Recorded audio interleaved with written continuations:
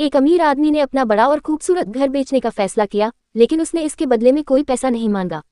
इसके बजाय उसने एक अजीब शर्त रखी, जो भी इस घर को लेगा उसे वादा करना होगा कि वह कभी भी पिछवाड़े में बने तहखाने का दरवाजा नहीं खोलेगा। ये सुनकर एक जोड़ा थोड़ा हैरान हुआ, लेकिन उन्हें ये सौदा बहुत आकर्षक लगा। आखिरकार बिना पैसे के इतनी बड़ी हवेली कौन छोड़ना चाहेगा।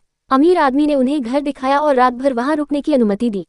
अगली सुबह वह बिना कुछ कहे चला गया, लेकिन टेबल पर घर के कागजात रख गया। उसकी शर्तें वही थी, अगर वे तहखाना नहीं खोलते तो घर उनका होगा।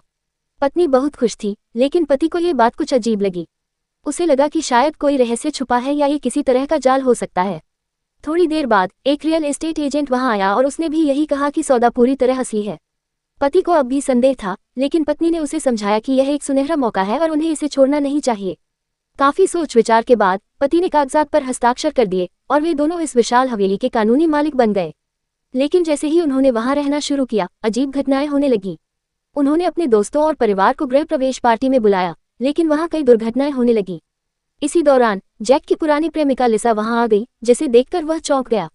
दरअसल जैक का उसकी पत्नी के गर्भपात के बाद लिसा से रिश्ता टूट गया था, लेकिन अब उसका अचानक आना उसे विचलित कर गया। जैक ने लिसा से अकेले में मिलने की कोशिश की और उससे पूछा कि वह यहाँ क्यों आए हैं। लिसा ने जवाब दिया कि उसे एक दोस्त ने बुलाया है और उसका कोई बुरा इरादा नहीं है। तभी अचानक जैक की पत्नी की जोरदार चीख सुनाई दी। जब जैक वहां पहुंचा तो उसने देखा कि लॉन पर एक अजीब सा आदमी खड़ा था, जिसके हाथ में शराब का बैरल था।